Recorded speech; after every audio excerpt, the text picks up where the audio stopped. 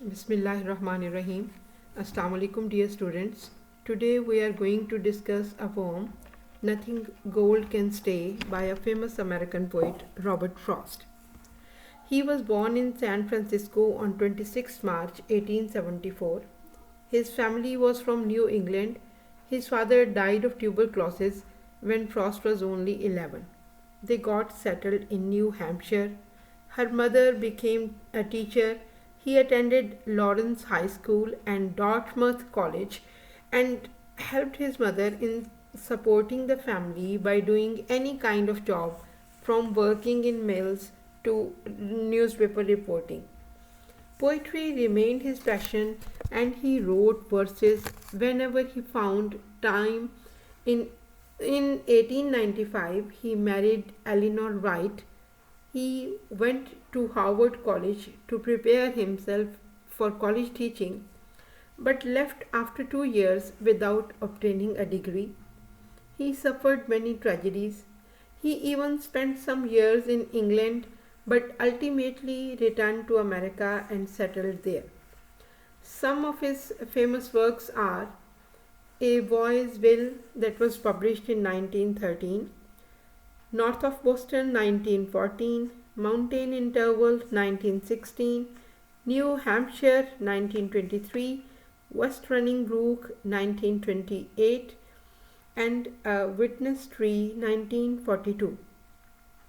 Some of his popular poems are Stopping by Woods on a Snowy Evening, Home Burial, Fire and Ice, The Road Not Taken, Nothing Gold Can Stay.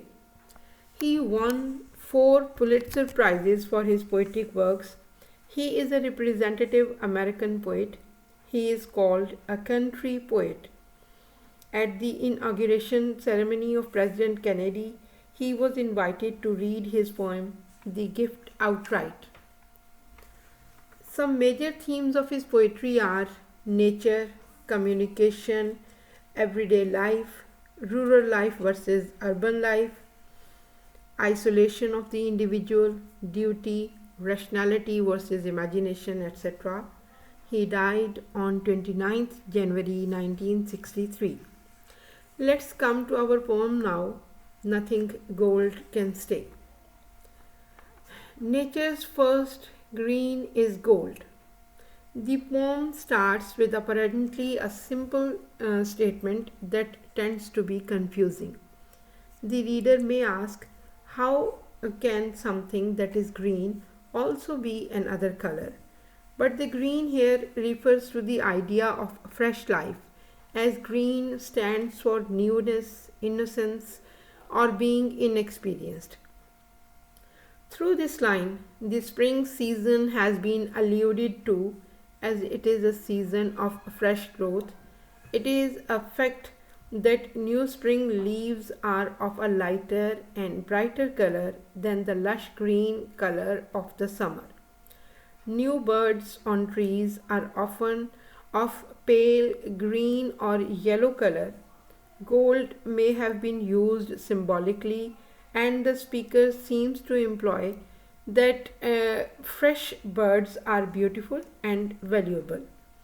The use of the word first is suggestive that this state is not permanent and something else is to follow. The poet has also made use of the poetic device of alliteration by repeating g sound in green and gold. Her hardest hue to hold.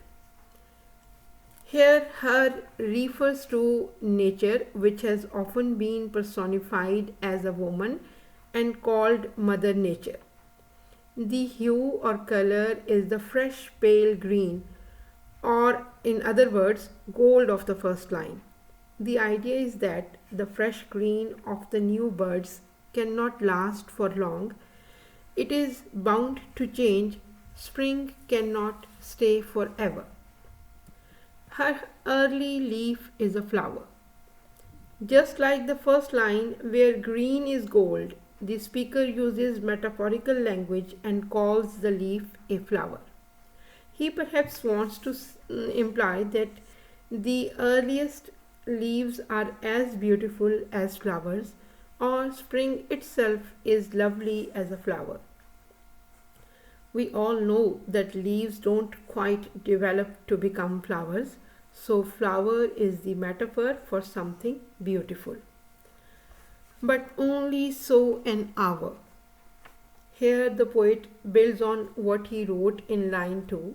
Since the gold of the leaves is its hardest color to hold or retain, it disappears quickly. The poet says that it stays only so an hour.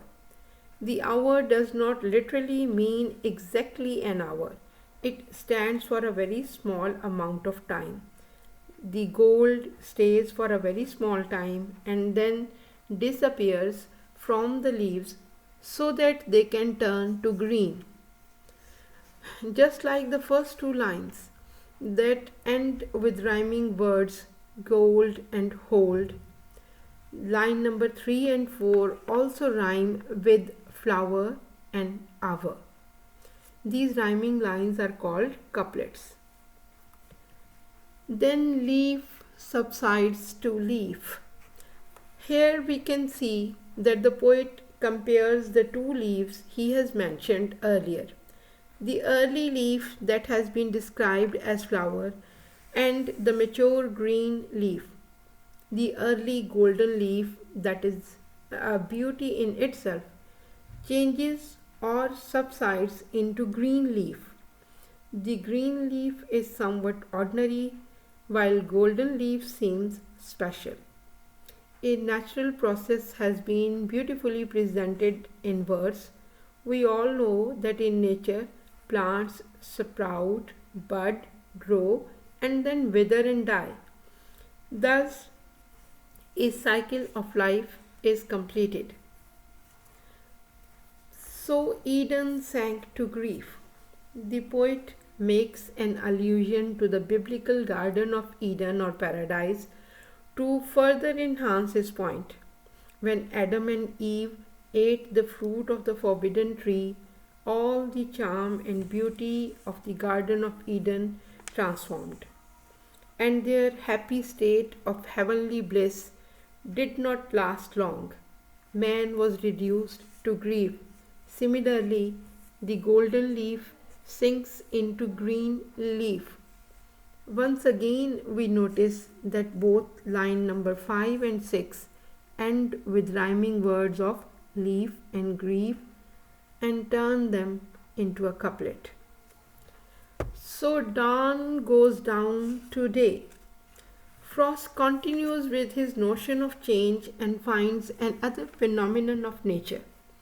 He says that beauty of the early dawn, the rising sun attired in its golden robe, changes soon.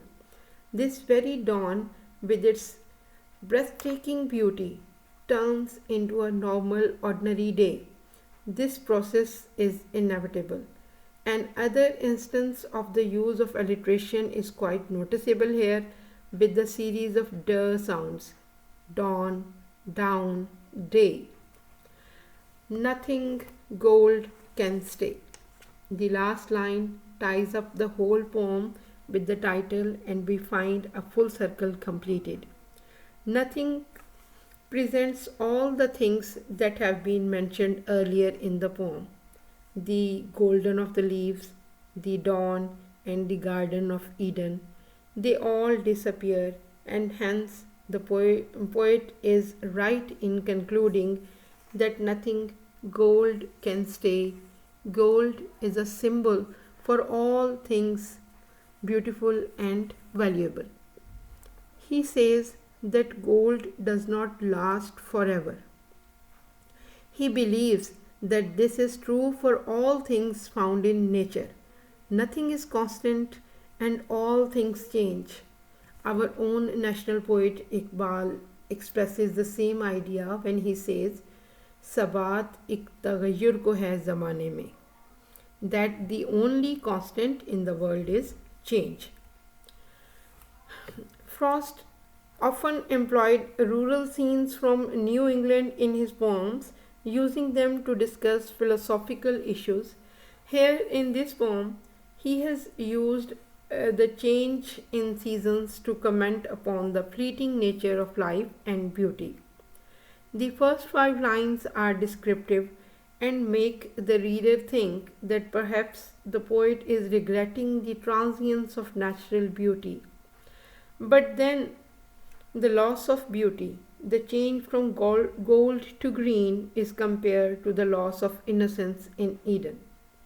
Overall, we can say that this poem plays upon the idea of inevitability and change. Nothing in inevitability of change, nothing pure, precious, or beautiful can stay forever. Thanks for your time. Assalamu alaikum wa rahmatullah.